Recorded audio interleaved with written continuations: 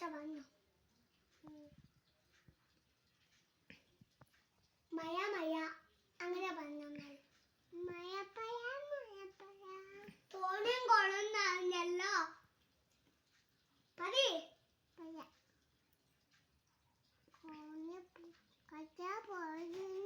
അതി തോടും കൊളും നിറഞ്ഞല്ലോ. നിനക്ക് ആ തോട്